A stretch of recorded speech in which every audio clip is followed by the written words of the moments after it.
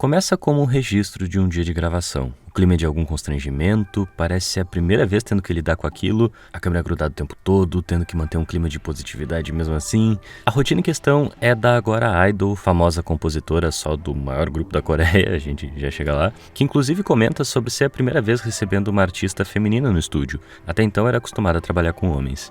Seu nome é Adora. E existe primeira vez pra tudo, comenta alguém da equipe dela.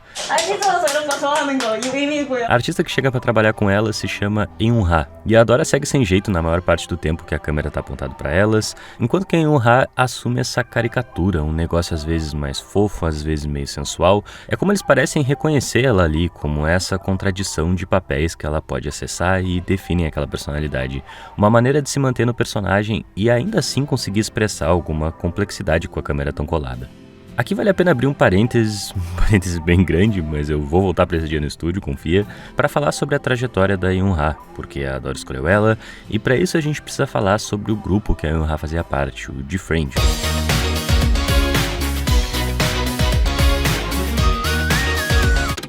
D-Friend é um grupo que debutou, é assim que as pessoas falam quando um grupo começa no K-pop, eu não sei se é comum falar isso, no começo de 2015, com uma música onde elas falavam sobre como podem ser como vidro, um cristal, mas que não vão quebrar tão facilmente. Lembra uma energia do começo do Girl Generation, por exemplo, um grupo gigante da Coreia, lá de 2007, da segunda geração do K-pop, que tá aí até hoje, então tem uma tradição desse tipo de estética. São os debuts que têm um sentimento de estar descobrindo o mundo, mas muito cordial também, um convite bem direto sobre acompanhar o crescimento daquelas garotas, porque a gente tá falando de música, mas também de toda uma cultura específica de idol. Num dos clipes mais famosos do Girl Generation, elas são literalmente manequins numa loja, e elas interpretam isso no palco, mirando numa juventude, uma jovialidade. As coreografias com energia lá em cima que traz essa imaginação de volta uma fisicalidade, acessando essa juventude com muita disposição. E tipo, tudo que vocês estão vendo nesse clipe elas faziam sei lá quantas vezes ao vivo durante o período de promoção da música. K-pop tem essa materialidade de cada detalhe, não importa o quão artificial ele pareça, elas podem a qualquer momento vestir e performar como se fosse a última vez no palco. É palpável também.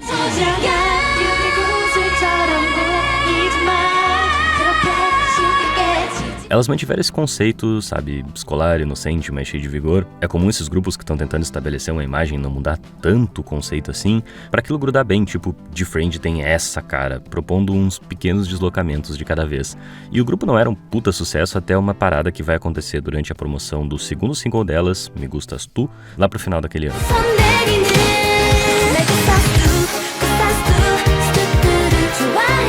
Viralizou umas fancams, como o pessoal chama, delas se apresentando num palco que primeiro tava cheio de bicho voando, no geral elas parecem muito desconfortáveis desde o começo, mas aí começa a chover muito e algumas das integrantes resbalam, caem feio uma porrada de vez, uma delas chegou a quebrar o dedo, mas ela se apresenta até o final e isso provocou uma comoção, toda uma assimilação meteórica e reinterpretação da imagem das meninas pela Coreia. Ao ponto do terceiro lançamento, poucos meses seguinte, como um fechamento dessa trilogia escolar, já encarar elas com muito mais dramaticidade e expressões que alienam menos elas da condição de ser aqueles corpos performando, carregando aquela história.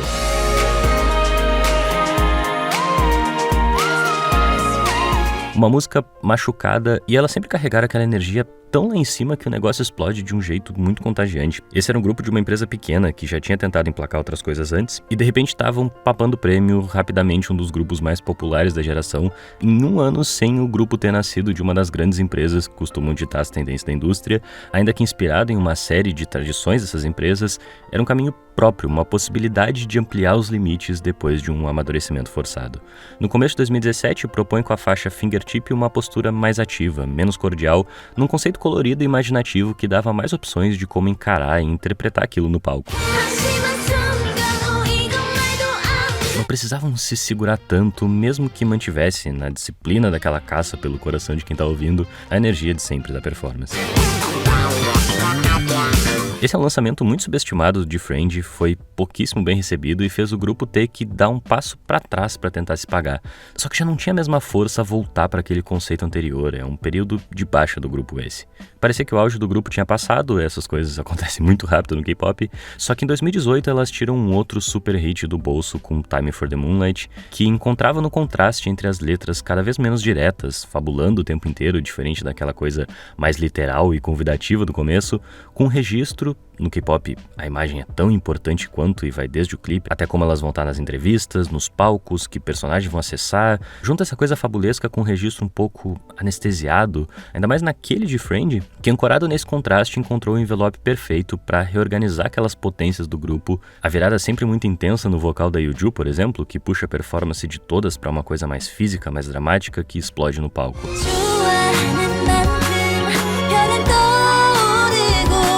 Com tipo 3 anos de carreira nessa reerguida com Time for the Moonlight, Friend se prova um grupo duradouro, de sucesso em conceitos diferentes, elas cresceram no K-pop, basicamente.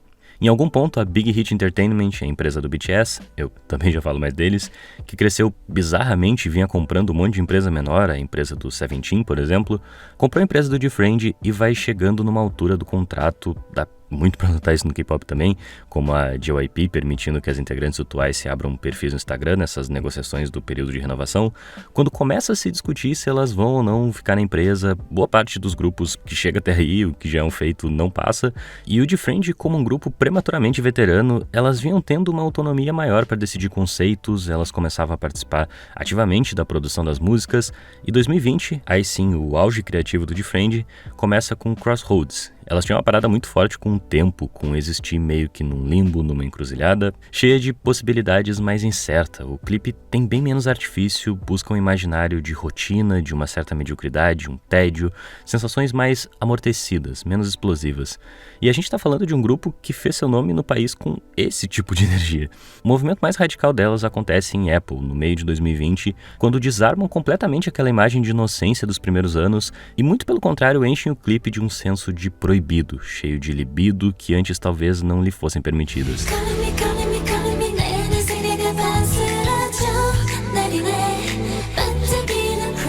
Elas se colocam como bruxas mesmo, como se a gente estivesse assistindo esse gesto profano, um ritual, que produz essas tensões tão grandes com a imagem que elas tinham lá atrás. Também é tão mais provocativo do que o marasmo que elas vinham conseguindo acessar nos últimos tempos, daqueles corpos que carregam certo cansaço, certa história, para abraçar uma imprevisibilidade. Aqui o Friend já era daqueles grupos onde cada integrante é um universo tão próprio, uma visão tão específica de como conseguir se expressar naquele meio, que o grupo precisava desse tipo de projeto imprevisível para poder cada uma decidir até onde vão pisar, e elas cada vez mais podiam e tentavam colocar essa visão, essas diferentes versões de um idol.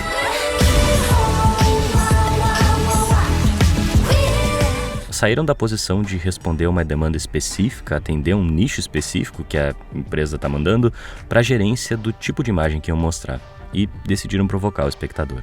Não tinha mais como saber o que esperar, independente do que escolhessem como envelope, qualquer música do Friend soaria como Friend em primeiro lugar. Magu, a última música delas, é prova disso, vai nessa mesma direção do K-pop como plataforma para mostrar esses diferentes charmes, música que dê espaço suficiente para cada uma delas colocar suas tensões.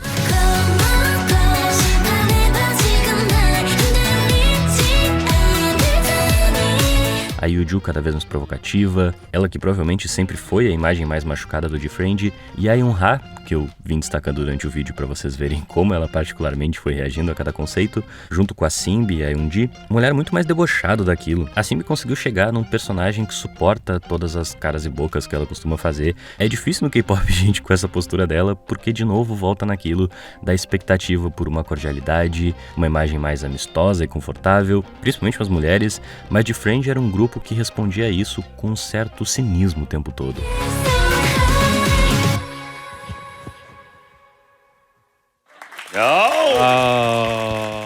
Tanto que quando o grupo termina em 2020, as 3 que eu acabei de citar continuam como um trio com outro nome, por outra empresa, o VVZ, enquanto a Yoo-joo vai solo, assim como a Erin agora nesse ano.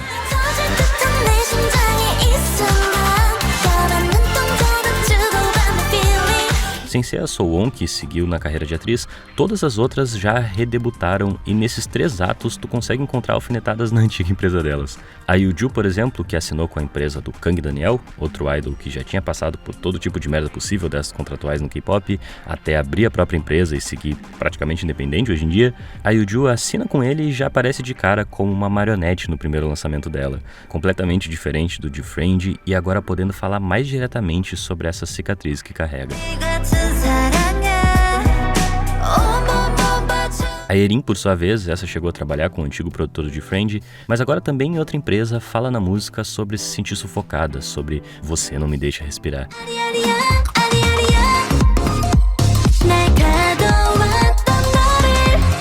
Esses são os trabalhos muito diretos sobre a experiência delas no Friend, o quão já era impressionante nos últimos anos conseguir expressar algo tão particular.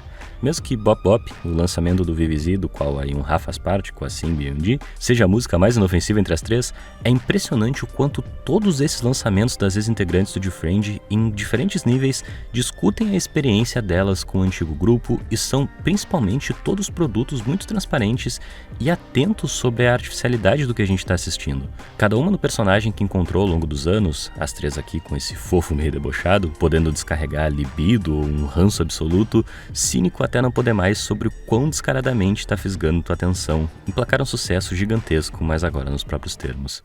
É essa Yunha de Bop Bop que a Adora chama para interpretar sua música de debut, Make You Dance, junto com ela. E sim, eu só tô fechando parênteses agora, se preparem, a história é sempre importante no K-pop. De novo, são tão artistas quanto idols também, ainda que provoquem esses limites. Interessa menos o quão real essa personagem da Yunha é, mas sim a particularidade, o que tem de específico nessa personalidade que ela acessa para entregar exatamente o sentimento que hoje em dia as pessoas relacionam com a Yunha. A maneira com que ela aprendeu a se expressar e existir no K-pop nessa constante negociação com a indústria. Por outro lado, a Adora é conhecida por estar em uma outra parte do processo, ela era compositora, não aparecia na frente das câmeras. Por isso esse mau jeito, enquanto que a Yunha precisa provocar aquele ambiente para conseguir expressar o tipo de personalidade que ela foi ajustando. A Adora, como produtora, sabe que existe uma história aí, e o lance do idol, por mais que no K-pop sempre exista esse forte senso de momento, do agora, é que essa história é tão importante quanto o que elas estão produzindo, tudo que elas deixam transbordar ali faz parte da narrativa. Elas estão rindo no estúdio, a gente acompanhando aquilo como uma espécie de bastidor, o encontro dessas 2 figuras, e o final do vídeo corta para a gravação do clipe, que a gente poderia traduzir como fazer você dançar, que já começa dizendo nessa prévia, não esqueça de sorrir, sorrir ao máximo. Só que aí tu vai pra esse outro vídeo da gravação do clipe e ele na verdade já é o clipe, eu até fiquei meio confuso da primeira vez, mas reforça ainda mais esse lance de tudo como uma grande performance. O clipe também é um hipotético dia de gravação do clipe. Pouco importa o que é espontâneo e o que é produto, mas sim o que aquilo nos diz sobre o processo. A Adora começa. Como se nos oferecesse pequenas doses dessa sensação de não saber o que é verdade, não saber quem você realmente é. Make You Dance é cheia de ruído, tem um contraste da simplicidade do texto tão direto sobre essa estrutura quase didática de uma música feita sob medida para manter presa a tua atenção, em toda a cordialidade, com a confusão daquela produção tão oscilante, suja, cheia de interferências, uma maneira de trazer para a superfície o selvagem, certa agressividade que existe no processo. Enquanto elas gravam naquele cenário montado onde precisam sorrir, o cameraman é atacado por um zumbi e então começa a devorar elas através da câmera. E é nesse ponto que a Adora decide entregar a música para Yunha, que é quem mantém as expressões mais maduras, e percebe-se por que a Adora escolheu ela para interpretar essa parte. Ainda que essas expressões satisfaçam o consumo daqueles que estão assistindo ali, cada vez mais eufóricos, é a Yunha no clipe quem tem mais um senso de proteção exatamente por conseguir acessar esse outro lado, esse outro papel mais consciente do perigo.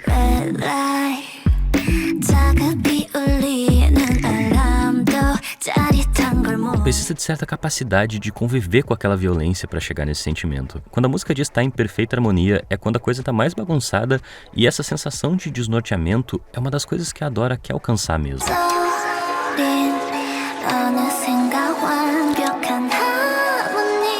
Que lugar é esse onde o idol precisa se manter inabalável, em total controle das emoções, investiga uma agressividade que faz parte do contexto, e aí Yunha, figura cheia de história e contradições, bagunça ainda mais essa ordem, essa domesticação violenta das vozes, que por outro lado aqui nos encaram de forma muito crítica e frontal.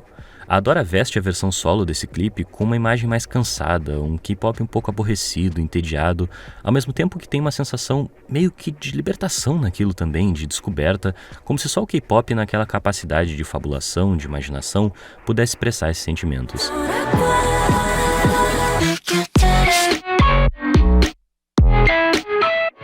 Ainda é muito K-pop. Essa primeira até daria pra chamar de uma coisa experimental, mas a música seguinte vai ainda mais no K-popzão mesmo, e ela tá tentando fazer isso ser dito ali dentro, se jogando com tudo. Tá treinando a coreografia pra apresentar no palco, sempre sorrindo, tá treinando pra cantar dançando e sorrindo no palco, num nível de dedicação que ela já não precisaria mais passar, numa história que começa pelo menos lá em 2012, com 14 anos, quando a Adora chegou a ser trainee da Stardom, empresa de grupos como EVIL e Top Dog.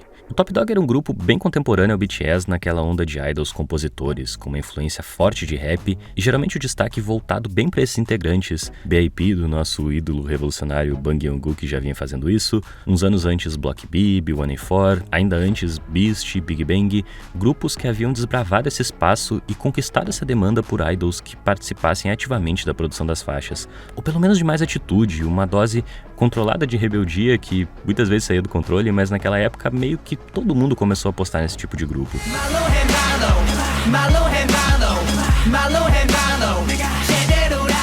Top Dog era uma bagunça, com cada integrante ali, às vezes uma referência tão direta a grupos de sucesso da segunda geração e rappers do período, buscando essa atitude do hip hop e que algum grande talento desabrochasse na química, tanta barulheira e gritaria que a insistência alcançava um ou outro efeito interessante, ainda que só fosse apresentar um conceito mais bem resolvido nos anos finais do grupo, depois de uma série de discordâncias com a empresa, um monte de integrantes saindo, em moldes bem diferentes daqueles que tentaram empurrar eles no começo. A Adora participa da composição de uma das músicas do álbum de debut deles, em 2013, chamada Playground. Num caminho contrário, essa música se aproveita de elementos minimalistas, uma estrutura que suporta os diferentes flows e depende muito da energia explosiva das vozes para segurar a atenção numa nota alta.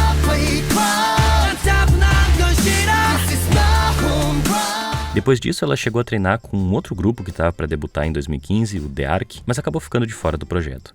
O The Ark foi um grupo muito curioso que durou só um lançamento, o conceito não era nem muito sensual, nem muito fofo, a música também tinha uma estrutura muito pensada para o rap, e elas nem chegam a performar no clipe, que na verdade remetia à tragédia de Sewol, quando mais de 300 pessoas, entre estudantes e professores da escola de Dangwon, morrem ou desaparecem no acidente de uma balsa que comove a população coreana na medida em que essa acredita que aquele acidente poderia ter sido evitado. O clipe de The Light, lançado poucos dias antes do aniversário de um ano da tragédia, alegoriza o evento quando acompanha uma mãe, logo depois de se despedir da filha que pegava o ônibus da escola, quando descobre pelo noticiário o que aconteceu.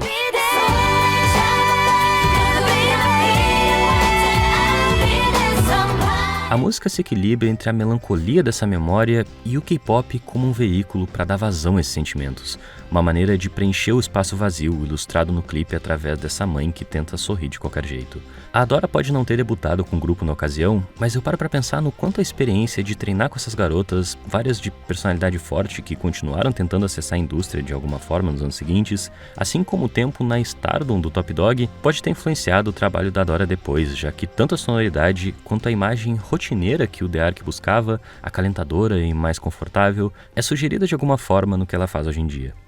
É pouco depois dessa experiência, em 2016, ali pelos seus 19 anos, que ela acaba na empresa do BTS através de um projeto que tinha como intenção encontrar novos talentos, novos criadores para fazer parte da empresa. O BTS é o literal caso de maior sucesso do K-pop, como também um dos mais inusitados. Antes mesmo do debut em 2013, eles já tinham lançado a faixa School of Tears, Escola de Lágrimas, um remix de Swimming Pool do Kendrick que usavam para falar sobre violência escolar.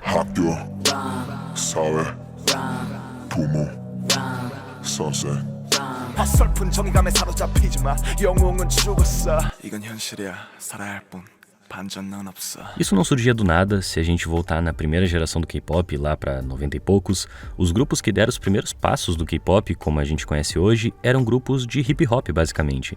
Precursores como Seo Taijin Boys já falavam em faixas tipo Come Back Home, que o BTS viria a regravar depois, sobre essa angústia. Eram cheios de um sentimento de revolta que tomou conta do imaginário adolescente da época.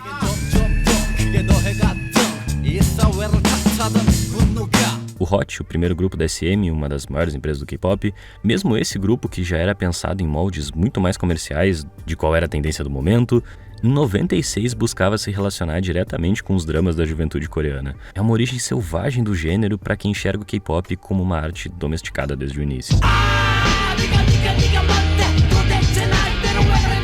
O BTS, reforçando essa tradição, que vale dizer, nunca morreu completamente, é um grupo formado por 7 integrantes que no início orbitavam principalmente a personalidade do trio de rappers do grupo, que participava ativamente da produção e das letras das músicas, se colocando como porta-vozes dos adolescentes e jovens adultos. Para a indústria suportar isso, precisava atingir essa imagem inabalável, essa caricatura, a dança sempre muito firme, o somos à prova de balas do primeiro álbum, tudo como parte de um grande exagero que procurava um nicho para se bancar. Ainda que com o tempo o discurso do BTS tenha sido absorvido como um negócio meio de autoajuda, lutar pelos seus sonhos e blá blá, lá atrás habitava um universo muito específico desses jovens que rejeitavam a rigidez do sistema escolar coreano e buscavam no K-pop um meio de expressão. Frases como fico na sala praticando em vez de ir pra escola, eu esqueci completamente dos sonhos que tinha na infância, cansado dos dias repetitivos, se rebele contra esse sistema infernal. Nessa época era mais difícil ler a coisa como um discurso genérico de motivação do que como questão de sobrevivência mesmo. Dançar, rimar e cantar como um ato de rebeldia por si só.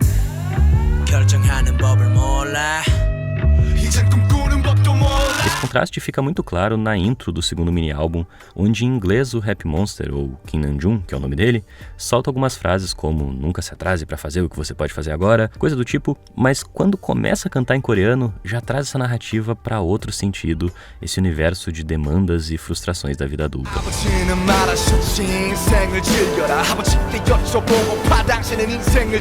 Carregavam muito essa coisa do rap, do MC, de se provar o melhor em cima do palco, do bragadócio, da punchline, do quem tem flow mais foda, quem amassou naquele beat, quem tem mais pulmão, quem faz o trocadilho mais criativo, quem falou a verdade mais na cara, prestam todo um respeito à cultura como quem encontrou ali um meio de se expressar. Tinham tantas coisas pra dizer e chegaram na conclusão de que essa é a postura para as coisas serem levadas a sério. Como eu disse, o começo do grupo era muito guiado pela atitude dos 3 rappers. Os cyphers sempre foram grandes momentos dos álbuns.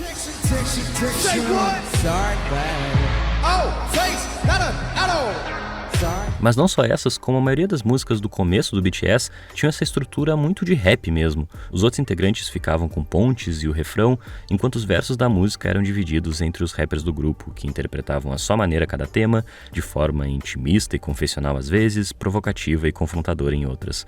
Coisas que mesmo quando o grupo foi ficando mais mainstream, e eu já falo mais disso, eles continuaram dando um jeito de levar para mixtapes e outros espaços.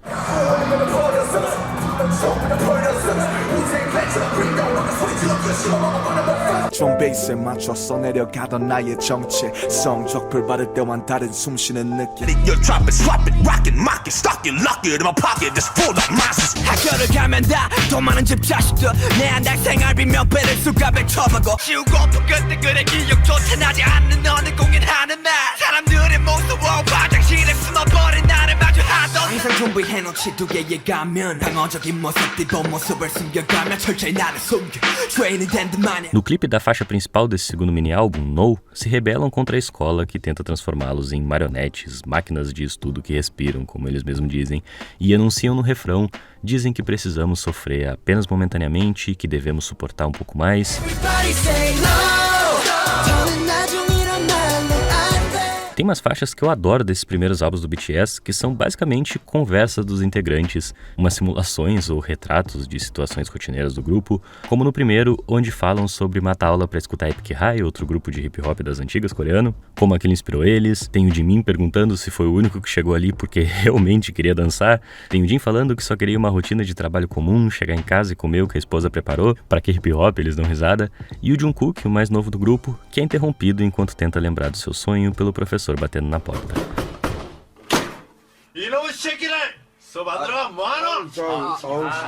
A do segundo mini-álbum é deles sonolentos entre uma obrigação e outra quando se perguntam se tão felizes. Era com essa vida que eles sonhavam, mas...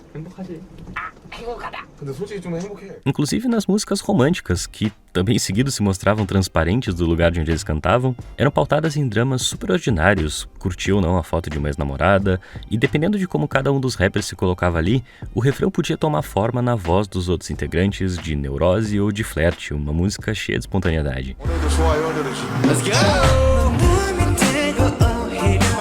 Também tinham as completamente debochadas, onde ironizavam, por exemplo, consumo mirando naqueles que querem seguir a tendência e ganham tudo dos pais. Na letra eles dizem que podem fazer o que quiser porque não são iguais a esses quebradores de coluna.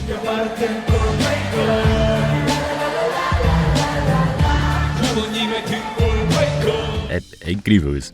É mais ou menos ali por esse terceiro mini-álbum, em 2014, que entendem que essa desenvoltura toda podia funcionar comercialmente numa direção menos diretamente no que a Coreia reconhece como hip-hop de primeira, mas uma outra caricatura, mais de bad boy romântico da escola, que de certa forma ainda permitiria que acessassem alguma marra, alguma rebeldia, alguma atitude, mas que deixaria o grupo muito mais palatável.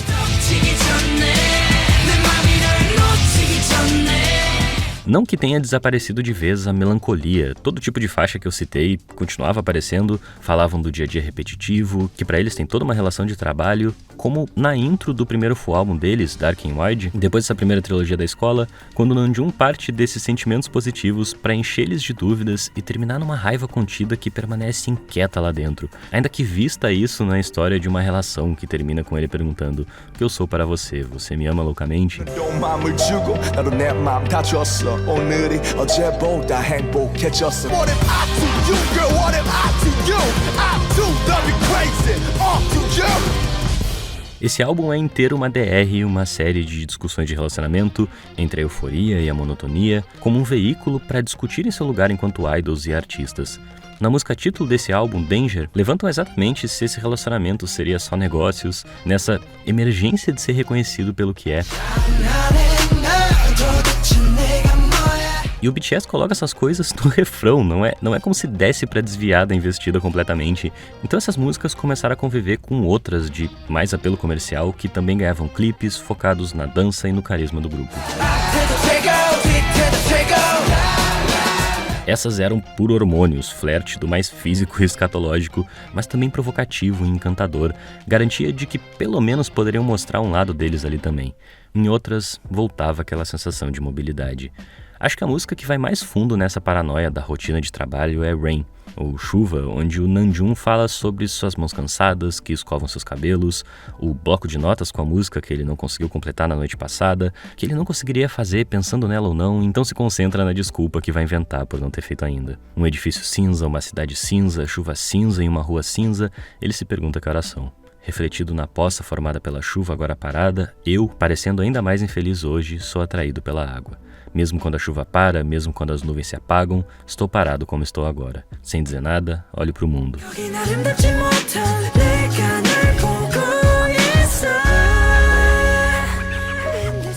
O álbum termina como se perguntasse pra alguma garota: isso faz sentido? Isso faz sentido pra você? Para de tentar parecer bem na frente dos outros, quando eu te olho eu tenho vontade de chorar. Quase como se pedissem pra gente tentar explicar aquele sentimento, algo de sonhos perdidos, como se aquela dor toda não coubesse na gente.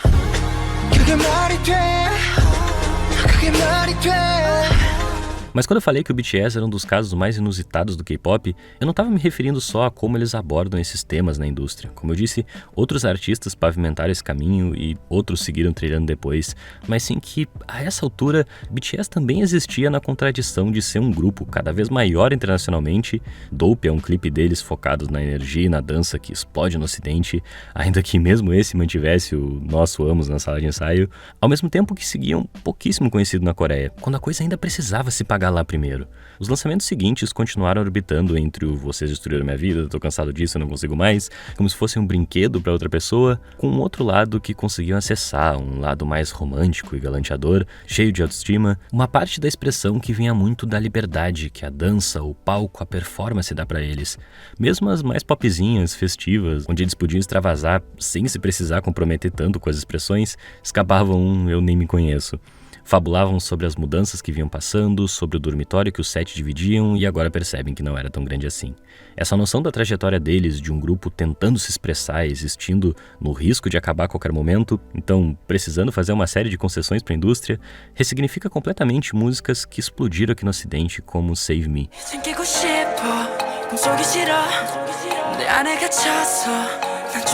O caso do BTS de primeiro fazer um sucesso estrondoso internacionalmente para só depois converter isso em aceitação na Coreia foi uma mudança completa de paradigma na indústria do K-pop. Assim como se usa o lançamento da Boa em 2000 para marcar a transição para a segunda geração, já que foi um lançamento de K-pop todo pensado para emplacar no Japão antes da Coreia, fisgando esse outro mercado, é difícil pensar a transição da terceira e quarta gerações do K-pop sem essa ampliação do modelo, desde empresas minúsculas até as maiores, estruturando seus debuts levando em conta o relacionamento com rede social, o engajamento do público internacional e não só mais o mercado asiático. De repente eles tinham os maiores números, as maiores premiações do K-pop, isso com um time de produtores que raramente variava entre os integrantes do grupo e o pessoal da casa, os produtores da Big Hit, P-Dog, Slow Rabbit e Supreme Boy. Como eu falei no começo, BTS habitava um contexto de indústria muito específico coreano. Praticamente todas as faixas dessa primeira metade da carreira deles são assinadas no máximo por essas poucas pessoas, que tinham no geral uma forte inclinação para o hip hop. O modelo de produção que eles tinham já não suportava mais as demandas desse público amplo e gigantesco que o BTS tinha alcançado contra todas as expectativas, e é quando começam a procurar alternativas na indústria. Quando a Adora entra para o time, ela é a única produtora mulher assinada com a empresa. Wings é o resultado vacilante dessa primeira abertura do BTS para outras visões. Algumas coisas ainda são muito familiares, mas eles começam a buscar uns beats mais chicletes, menos agressivos, trabalhar com mais produtores internacionais, e tinha umas horas que ficava gritante a distância entre esse tipo de produção e as feitas pelo time da casa, vamos dizer assim. O álbum reúne 7 solos, um de cada integrante, dos quais destaco principalmente a faixa Lie, ou Mentira, uma música assombrada, cheia de perigo, que explode num otimismo meio estranho ali pelo meio, contraditório mesmo, quando diz estar preso em uma mentira.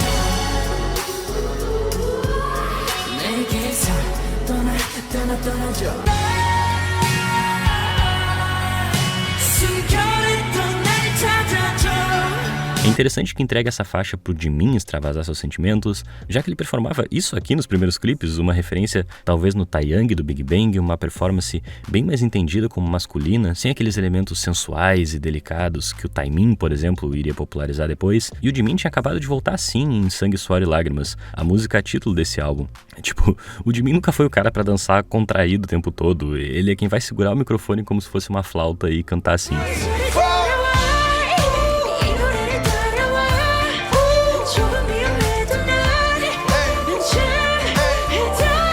Sangue, Suor e Lágrimas é um K-pop muito mais sensual, traz pra superfície tanta dor quanto desejo. Do cálice que bebem mesmo sabendo que está envenenado, entende a música como prisão e como meio de libertação ao mesmo tempo.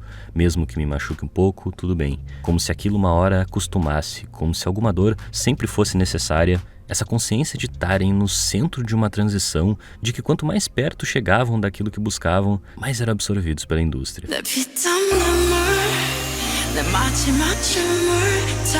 A vontade de incendiar tudo continuava, mas precisavam se resolver com o lugar onde estavam. É um momento emocionalmente fortíssimo do grupo, onde todos os integrantes mais novos começaram a se soltar. Não só o Jimin, que já tinha um background na dança desde antes do BTS, como o V ou o Jungkook, que chegaram até a tentar um papel meio de rapper lá no começo, que nunca vingou. Aqui eles são puxados para o centro da narrativa, como se desabrochassem de fato. Dos rappers, o J-Hope foi quem melhor serviu ao conceito, já que mesmo no hip hop ele tinha chegado através da dança. A primeira faixa que a Adora assina como Adora e pro BTS, vai lembrar que até então ela era quase que completamente uma desconhecida, se chama Interlúdio Wings, a última desse álbum.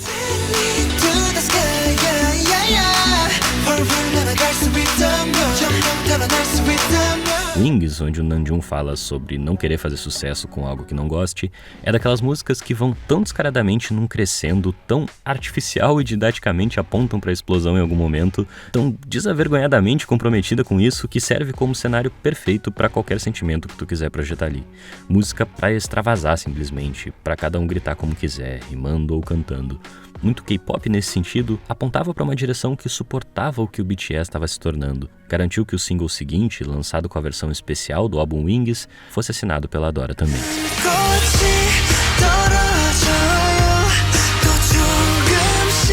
O grande lance da Adora com o BTS foi entender que eles, por si só, existindo no K-pop, já compõem uma história. Spring Day é o tipo de música que fica gigante quando eles performam ao vivo, exatamente por entender essas relações, essas histórias que convivem ali dentro. Não só é uma das primeiras a mostrar o timbre que o Jimin se sente mais confortável, como vê os dois integrantes mais novos, que demoraram muito mais para encontrar uma voz deles, com especificidades muito próprias dessa vez. O V de espírito mais desbravador, essa juventude que quer engolir tudo, enquanto que o Jungkook, ambos que cresceram com a influência de cada um ali dentro, em uma música que tanto o Jin pode soltar a voz, quanto o Namjoon pode rimar no vozeirão também, o Suga um pouco mais contido, o J-Hope sempre o mais performático dos rappers, como se todo mundo do grupo, confortável onde consegue se expressar melhor, fizesse com que o Jungkook, o mais novo, aquele rostinho bonito de sempre, partisse dessa inocência para se colocar na música, mas também precisasse acessar emoções que reagem muito a todos os outros.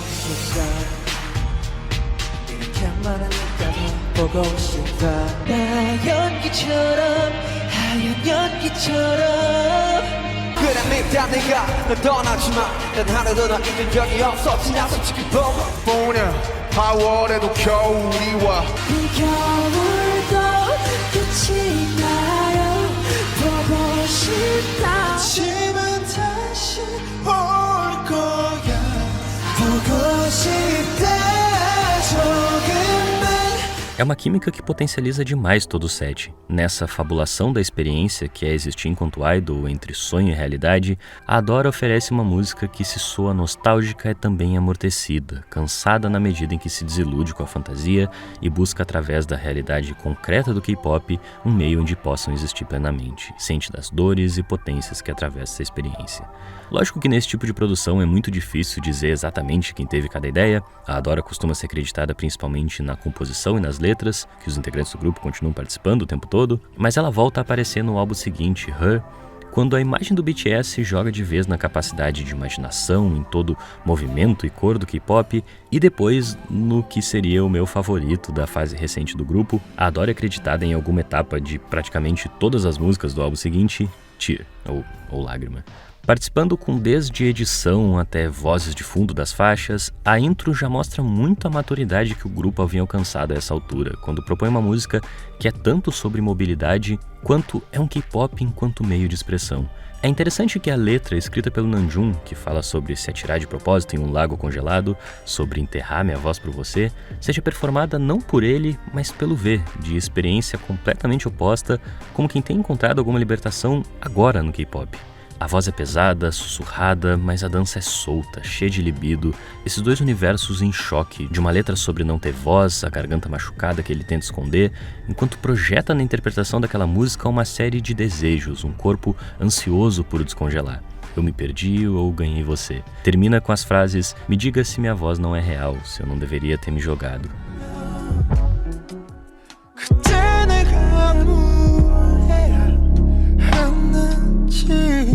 Por mais que ainda fosse uma abordagem que garantia para o BTS os mais de 1 bilhão de visualizações no YouTube, existia a consciência de que o que a gente estava comprando era a dor deles de certa forma. A música título desse álbum também é assombrada por esse sentimento cada vez mais produtificado, transformado em uma marca. Amor Falso fala sobre se fingir forte enquanto se machuca, sobre ter mudado o cenário mas se perdido em algum ponto, desaparecendo enquanto se transforma em um fantoche. De novo, tudo isso numa música que pode ser interpretada como um relacionamento, sabe? Além de ter participado de todo o processo, a Adora escreve e compõe pelo menos 4 músicas desse álbum, incluindo a faixa 134340, uma mistura de K-pop com influência de bossa nova, cheia de elementos inusitados e que ainda assim mantém os papéis muito bem definidos. Suporte para todos existirem ali à sua maneira. Porque nesse ponto, as potências do grupo, sua imprevisibilidade e dramaticidade, precisava de alguma forma se voltar para dentro, encontrar suporte naquele set existindo ali. Pensem, por exemplo, que lado do Jungkook aparece quando passa pelo Jimin no auge de como se sente confortável no palco agora, ou como o Jin pode transitar por uma imagem bem mais amena se quiser só cantar daquela vez, como ainda conseguem bagunçar o espaço pensado para eles quando resgatam as origens do hip hop, ou como, sei lá, quando o mais performático dos rappers se encontra com o mais performático dos vocalistas e o negócio fica parecendo um quadro, assim, tipo, espontaneamente.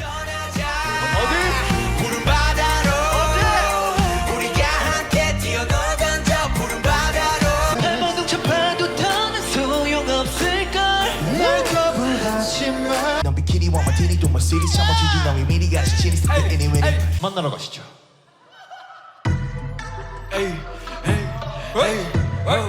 뭐 신나는 일 없나? 물론 필요하지 타오른 텐디가 어쩌면 우리 역사지 세상을 바꾸기도 하지 Let's go! 또 타오르는 저 혹시 기념이 다시 돌아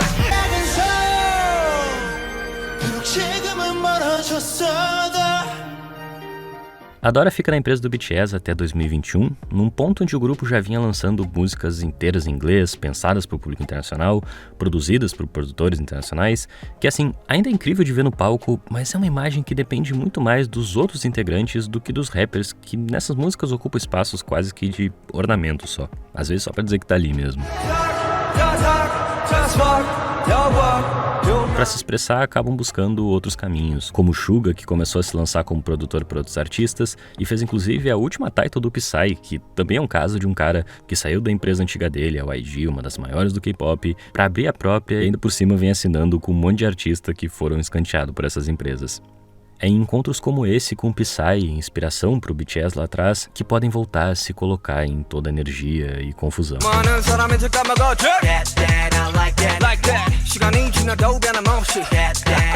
A Dora, em seus últimos anos na Big Hit, ficou responsável por algumas faixas do novo grupo da empresa, o TXT, ou TXT. É dela, por exemplo, a faixa Não Podemos Simplesmente Deixar o Monstro Vivo, que de um lugar totalmente diferente dessa vez, esses 5 ainda estão descobrindo o que é o mundo do K-pop, parte de um negócio meio videogame, fala de achar o easter egg, enfrentar o chefão, como se tudo fosse um grande RPG, um conto de fadas. Tudo é muito inocente até a música propor que eles se escondam naquele jogo pra sempre, que aquela dor não alcance eles de alguma forma.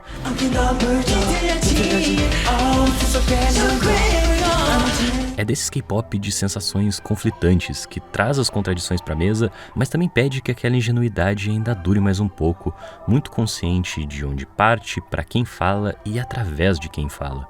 Depois de um começo de carreira como idol meio esquisito com Make You Dance, que nem chegou a ter apresentação nos programas semanais da Coreia, o clipe também não tem coreografia, e mais outra faixa que foi lançado como uma animação, a Dora se joga no K-pop de vez com seu terceiro lançamento, o clipe de Trouble Travel, ou algo como Problema, Viagem. Que bom, eu contei essa história toda pra vocês entenderem o tanto que essa música busca abraçar.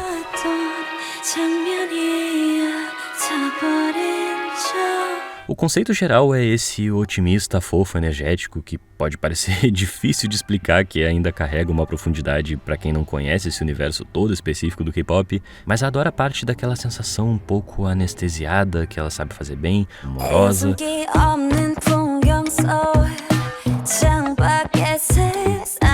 Como se não fosse a capacidade de imaginação do K-pop, só houvesse aquele cansaço de acordar depois de um sonho.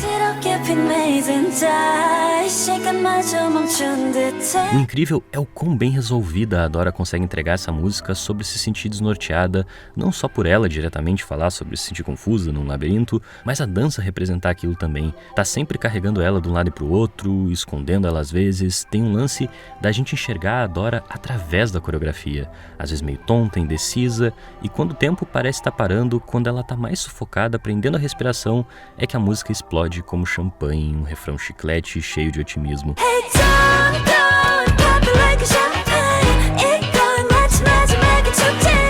Mas que não veio do nada, também é um pouco cambaleante, quase atordoante, mas que se apropriando dessa estrutura muito familiar e hipnotizante do K-pop, um conceito cheio de espirais, túneis, consegue não só nos descrever a experiência de existir ali, como também usar essa mesma música como um instrumento para extravasar todo esse sentimento.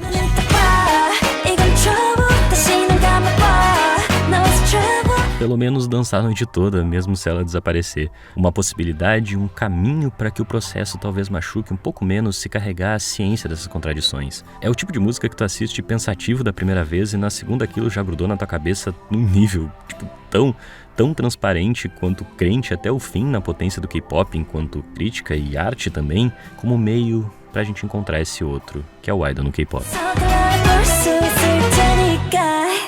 Meu nome é Henrique, pelo amor de Deus, quem puder ajudar a compartilhar esse vídeo. Foi fácil, o maior roteiro que eu já escrevi em 5 anos de canal e eu não sinto que o algoritmo vai ajudar muito. É literalmente o tipo de coisa que menos funciona se tu quer viver no YouTube. Por isso também queria lembrar da nossa campanha de financiamento, é o nosso salário que possibilita que a gente entregue esse tipo de conteúdo pra vocês. Curte, comenta, vai estar tudo aí embaixo na descrição e até!